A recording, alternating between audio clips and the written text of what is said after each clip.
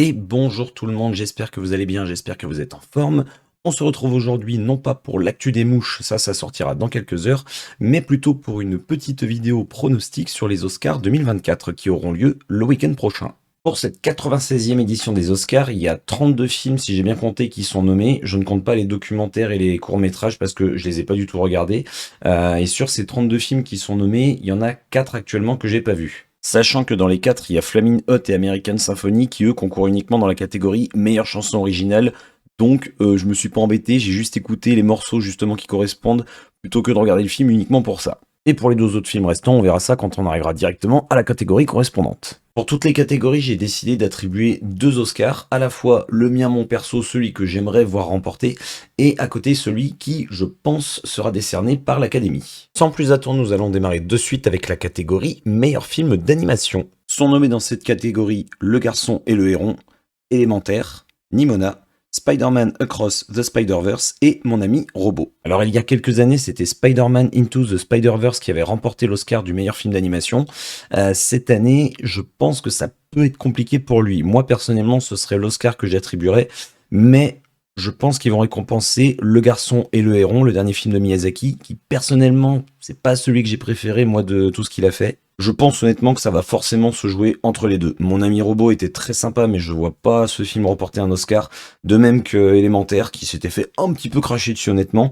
Nimona aurait pu y prétendre, c'est un très bon film, mais en face on a quand même 2 gros mastodontes. Donc ouais, je pense que, comme je le disais, l'Académie récompensera Miyazaki, et moi personnellement, j'espère que ce sera Spider-Man qui l'emportera. Nous enchaînons avec la catégorie meilleur film international. Sont nommés dans cette catégorie Moi Capitaine qui nous vient d'Italie, Perfect Days qui nous vient du Japon, Le Cercle des Neiges qui vient d'Espagne, La Salle des Profs d'Allemagne et La Zone d'intérêt du Royaume-Uni. La Salle des Profs, c'est le seul film que j'ai pas vu dans cette catégorie. Il sort en France quelques jours avant les Oscars, donc je pense que j'irai le voir justement avant les Oscars. Et au pire des cas, je sais pas, je mettrai un petit tweet si jamais il doit être mon favori. À l'heure actuelle, pour ma part, j'espère que ça va être Le Cercle des Neiges qui va l'emporter, mais je pense que ce sera La Zone d'intérêt qui sera récompensée par l'Académie. Et ça m'embête un petit peu parce que c'est un de ceux que j'ai le moins apprécié de la liste. On a Moi Capitaine que j'avais trouvé excellent. Avant que je voie Le Cercle des Neiges, c'était lui mon favori, mais Le Cercle des Neiges est arrivé entre-temps. Perfect Days, je veux pas en parler, hein. Je crois que j'en ai déjà parlé dans une ancienne vidéo si je ne dis pas de bêtises. Toutes les critiques s'accordent à dire que c'est un film génial. Moi perso, je me suis emmerdé. Et La Salle des Profs, comme je vous le disais, je ne l'ai pas vu. Catégorie suivante, meilleure musique de film. Nous avons le film American Fiction avec une musique de Laura Karpman. Indiana Jones et le Cadran de la Destinée, LOL, musique par John Williams. Je vous le dis clairement, je pense qu'ils l'ont nommé uniquement parce que c'est John Williams qui a fait la musique. Killers of the Flower Moon, musique de Robbie Robertson. Oppenheimer, la musique est de Ludwig Göransson, on va le prononcer comme ça. Et Pauvre créature, une musique de Jerskin Fendrix. Franchement, Indiana Jones, quoi, enfin, quelle grosse blague. Non, honnêtement, moi, je le remettrais à Pauvre créature. Après, je pense que l'Académie va récompenser Oppenheimer. Je vois pas les autres gagner. Killers of the Flower Moon, ça m'a pas trop marqué les musiques. American Fiction, c'était pas mal, je l'ai vu tout récemment. Les musiques étaient pas trop mal, mais pas assez variées à mon goût. Donc ça va se jouer pour moi entre Pauvre créature et Oppenheimer, et ça va se jouer entre ces deux-là sur beaucoup de récompenses, vous le verrez par la suite. Catégorie suivante, nous arrivons à la meilleure chanson originale. Je tire un petit peu la tête parce que quand on voit les nommés qu'il y avait l'année dernière, quand on regarde la liste de cette année, ça fait un petit peu tâche. L'année dernière, il y avait quand même de sacrés morceaux. Il y avait Lady Gaga pour Top Gun, il y avait Rihanna pour Black Panther, il y avait la chanson Natu Natu du film RRR que je n'ai pas vu, mais la musique, je l'ai écoutée comme tout le monde. Là, cette année, honnêtement, je trouve que c'est un petit peu fade. Nous avons donc le morceau It Never Went Away du film American Symphony, que je n'ai pas vu comme je vous le disais, mais juste pour un morceau, j'allais pas regarder le film. On a I'm Just Ken pour Barbie, What Was I Made For dans Barbie également, The Fire Inside du film Flaming Hot, pareil comme pour American Symphony, je ne l'ai pas vu, mais il y avait juste la musique, donc j'allais pas m'embêter. Et, j'ai pas envie de mal le prononcer, Wazaze, A Song for My People du film Killers of the Flower Moon. Honnêtement, après avoir écouté tous ces morceaux, ma récompense, je la donnerais bizarrement à I'm Just Ken du film Barbie. Et histoire de pas trop se mouiller, on va dire que je pense que l'Académie va remettre la récompense à What Was I Made For du film Barbie également. Je pense pas que le film va ramasser beaucoup d'Oscars, voire peut-être pas du tout, donc je me dis, allez, vas-y, je vais y aller sur les chansons. Franchement, I'm Just Ken, elle est quand même bien déjantée, je trouve qu'elle sort un petit peu du lot par rapport à tout ce qui nous est proposé. Même si en soi, Ryan Gosling, je trouve pas qu'il a une voix de fou non plus dedans. Nous arrivons maintenant aux meilleurs effets visuels, sont nommés dans cette catégorie The Creator de Gareth Edwards, Godzilla Minus One de Takashi Yamazaki, Les Gardiens de la Galaxie Volume 3 de James Gunn, Mission Impossible Dead Reckoning partie 1 de Christopher McQuarrie et Napoléon de Ridley Scott. Personnellement, je remettrais l'Oscar des meilleurs effets visuels au film The Creator, qui le mérite amplement, il a pas un gros budget, et ce qu'on nous propose, ça a quand même vachement de gueule, mais, je pense que, un peu pour les mêmes raisons que ce que je viens d'expliquer, l'Académie va remettre l'Oscar à Godzilla Minus One. Les autres, honnêtement, il n'y a rien d'extraordinaire. Les Gardiens de la Galaxie Volume 3, c'est du Marvel comme on le voit habituellement. Mission Impossible, les effets, oui, ça va, c'était sympathique, mais bon, ça vaut pas un Oscar. Et Napoléon, voilà. Ensuite, nous arrivons à la catégorie meilleur mixage son. Meilleur son, je sais plus s'il y a le terme mixage dedans. Ils ont modifié les catégories son ces dernières années. Sont nommés The Creator, Maestro, Mission Impossible Dead Reckoning partie 1, Oppenheimer et La Zone d'intérêt. Alors mon Oscar perso, je le remettrais à Oppenheimer, mais faut reconnaître que La Zone d'intérêt a un travail très intéressant au niveau du son, donc je pense que l'Académie va plutôt récompenser La Zone d'intérêt. Moi je reste sur Oppenheimer personnellement. Mission Impossible, le son était pas dingue, à moins qu'il nous fasse comme l'année dernière. Bon, il y avait Tom Cruise dans Top Gun, on a fini l'Oscar pour le son. Je pense pas que ça va être lié, mais bon, on sait jamais. Maestro, ouais, les musiques sont sympas, mais au niveau du mixage son, j'ai rien noté de particulier. The Creator aurait pu éventuellement, mais Oppenheimer et les zones d'intérêt sont quand même un petit peu au-dessus. Catégorie suivante, meilleur montage. Sont nommés dans cette catégorie Anatomie d'une chute, Winter Break, Killers of the Flower Moon, Oppenheimer et Pauvre créature. Alors je pense que l'Oscar va se jouer entre Anatomie d'une chute et Oppenheimer, et je vais prendre un risque. Moi personnellement je le remettrai à Oppenheimer pour le montage, et je pense que l'Académie va également récompenser Oppenheimer. Winter Break et Killers of the Flower Moon, faut pas déconner, il n'y a pas un montage extraordinaire. Pauvre créature, le montage est plutôt sympa, mais c'est pas au niveau des deux autres. En vrai, Anatomie d'une chute, il a ses chances, hein. Vu que c'est un film français, honnêtement, j'espère qu'il l'emportera, mais si je devais choisir, quand même, Oppenheimer avait un montage quand même au-dessus pour moi. Catégorie suivante, meilleure photographie. Sont nommés pour cette catégorie El Candé, Killers of the Flower Moon, Maestro, Oppenheimer et Pauvre créature. Personnellement, je remettrais sans hésiter l'Oscar de la meilleure photographie à Pauvre créature. Je pense cependant que l'Académie va récompenser Oppenheimer, même si il y a le petit Killers of the Flower Moon qui a une photographie très intéressante. Je pense qu'il a peut-être moyen de faire un petit peu de filoutage, lui.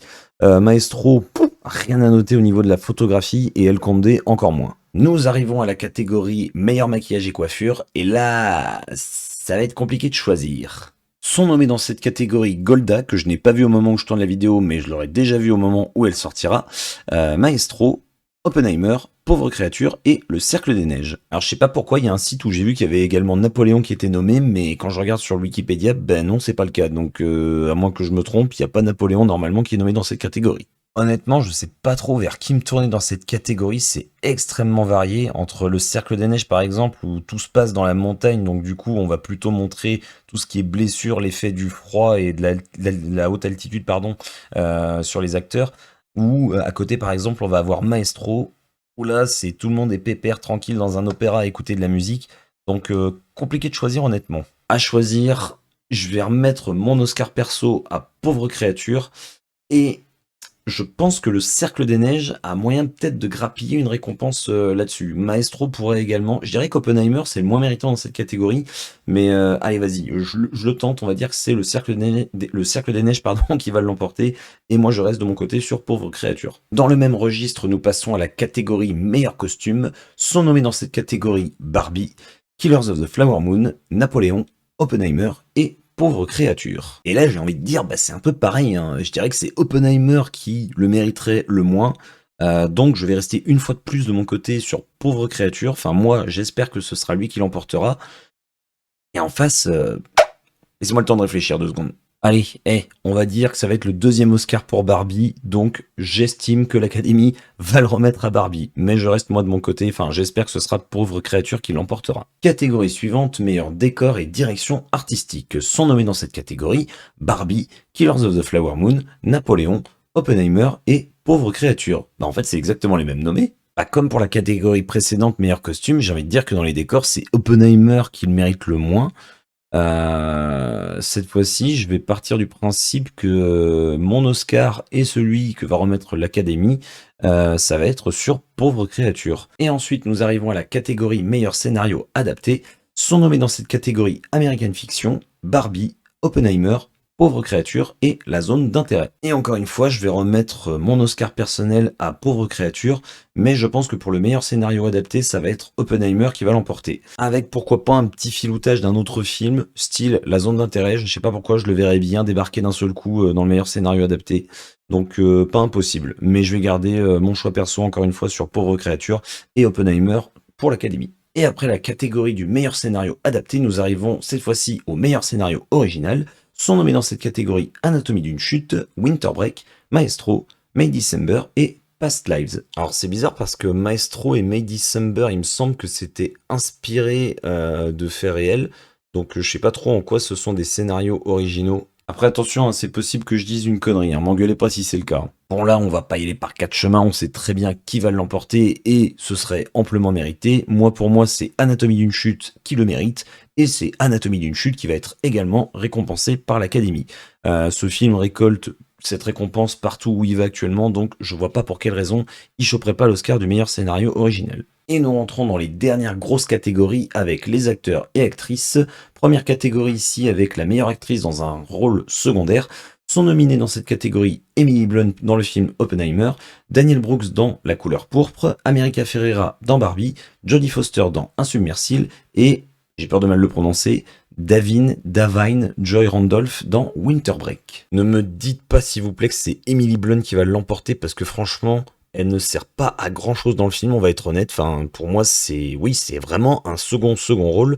J'espère honnêtement que ce sera Jodie Foster qui l'emportera parce que c'est même quasiment pas un rôle secondaire, c'est presque un rôle principal. Donc moi, mon vote irait sans conteste sur Jodie Foster. J'espère que c'est elle qui l'emportera. Je pense cependant que l'Académie va récompenser Davine, je sais pas comment le prononcer, Joy Randolph dans Winter Break. Et ce serait mérité également parce que honnêtement, elle joue très bien. America Ferrera, honnêtement, ce serait très surprenant. C'est pas qu'elle joue mal, mais je trouve pas que c'est marquant son rôle dans Barbie. Daniel Brooks pourrait le mériter, mais je trouve qu'elle en fait un tout petit peu trop pour avoir un Oscar. Et on passe du côté des garçons avec le meilleur acteur dans un rôle secondaire. Sont nommés dans cette catégorie Sterling K. Brown du film American Fiction, Robert De Niro pour Killers of the Flower Moon, Robert Downey Jr. dans Oppenheimer, Ryan Gosling dans Barbie et Mark Ruffalo dans Pauvre créature. Alors Sterling K. Brown, on le voit tout casser 10 minutes dans le film. Il joue pas mal, mais honnêtement, ça mérite pas un Oscar. Robert De Niro dans Killers of the Flower Moon, je vous le dis, j'espère que ce sera lui qui l'emportera, mais je pense que, pareil, il remporte les récompenses partout où il passe en ce moment. Je pense que c'est Robert Downey Jr. que l'Académie va récompenser. Ryan Gosling, honnêtement, je trouve qu'il démérite pas dans son rôle de Ken, donc ça me gênerait même pas qu'il l'emporte.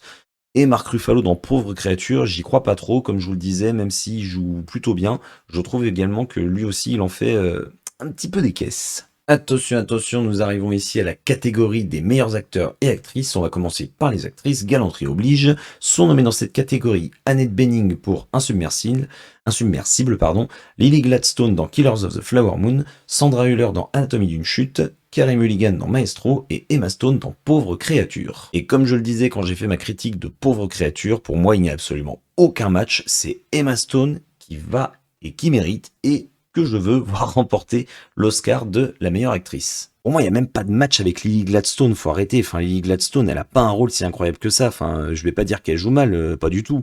Mais honnêtement, ça vaut pas un Oscar. Quand tu vois tout ce qu'elle a mis Emma Stone dans ce film, non, c'est elle qui mérite à 100%, quoi. Annette Bening, elle joue très bien dans Insubmersible, honnêtement. Elle mériterait même plus, je trouve, que Lily Gladstone. On a Sandra Hüller qui a également un très bon rôle. Carey Mulligan, honnêtement totalement oubliable dans Maestro.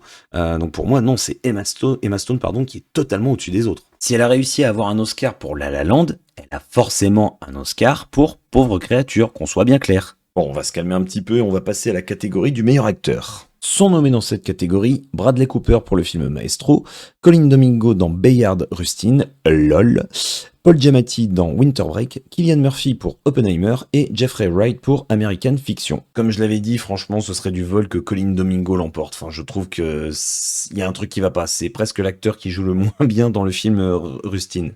Bradley Cooper, tu sens qu'il s'est donné à fond, mais vraiment à fond. Il mériterait un Oscar, franchement, mais je le vois pas remporter. Jeffrey Wright, pareil, il joue très très bien, lui, pour le coup. Enfin, lui, il a pas forcément joué son rôle pour remporter un Oscar. Il joue tout ce qu'il y a de plus. Il joue juste, voilà, il joue juste son rôle. Il le fait très bien. Mais moi, personnellement, j'espère que ça va être Paul Giamatti pour Winter Break, parce qu'il a vraiment un super rôle, je trouve, dedans. Je pense cependant que l'Académie va récompenser Cillian Murphy, mais j'espère voir une petite victoire de Paul Giamatti. Avant-dernière catégorie, et attention, on arrive à la catégorie meilleur réalisateur. Sont nommés dans cette catégorie Jonathan Glazer pour La Zone d'intérêt, Yorgos Lanthimos dans Pauvre créature, enfin pour Pauvre créature, Christopher Nolan pour Oppenheimer, Martin Scorsese pour Killers of the Flower Moon et Justine Triet pour Anatomie d'une chute. Franchement, je tire mon chapeau si Justine Triet remporte l'Oscar, parce qu'en face, il y a quand même du lourd. Moi, personnellement, j'espère que c'est Yorgos Lanthimos qui va l'emporter pour Pauvre créature. C'est pour moi la meilleure réalisation dans ce qui nous est proposé ici. Je pense cependant que Christopher Nolan va l'emporter pour Oppenheimer, d'autant plus qu'il n'a jamais eu d'Oscar, alors que, on va être honnête, Nolan, il a quand même fait, moi personnellement, je trouve qu'il a fait plein de bons films, donc je pense qu'ils vont plus le récompenser pour l'ensemble de sa carrière. Donc voilà. Pauvre créature pour moi et Oppenheimer pour l'Académie. Et nous terminons avec la grosse catégorie, celle du meilleur film de l'année.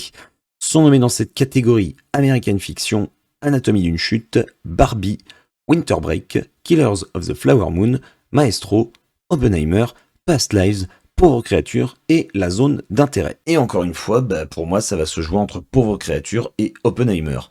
Mon Oscar, personnellement, je le remettrai à Pauvre créature. C'est pour moi le meilleur film de toute la liste. Et je pense, encore une fois, que l'Académie va récompenser, Oppenheimer. S'il devait y avoir une autre bagarre avec d'autres films, pour moi, ce serait Anatomie d'une chute et Winter Break qui seraient susceptibles de l'emporter. Après, pour moi, c'est un cran de ça quand même. Donc voilà pour mes pronostics. Maintenant, il n'y a plus qu'à attendre. Les Oscars, comme je vous le disais, c'est le week-end prochain. Donc je ferai la petite vidéo récap peut-être dans la semaine qui va suivre, ou plus tard la semaine d'après. L'année dernière, même si j'avais pas fait de vidéo moi de mon côté, j'avais eu pas mal de bonnes prédictions avec, on s'en rappelle, la victoire incontestée de Everything Everywhere All at Once, qui était un bijou et qui est rentré dans mon top de mes films préférés. On verra donc ce que ça donne pour cette première année de pronostics sur YouTube. N'hésitez pas à votre tour à me mettre en commentaire quels sont vos pronostics pour ces Oscars 2024. N'hésitez pas également à me laisser un petit pouce comme ceci ou comme ceci. Et on se retrouve dans quelques heures ou dans quelques minutes si vous enchaînez pour l'actu des mouches. Et je vous souhaite une très bonne journée, une très bonne soirée, une très bonne nuit. Comme d'habitude, prenez soin de vous. Et bisous tout le monde.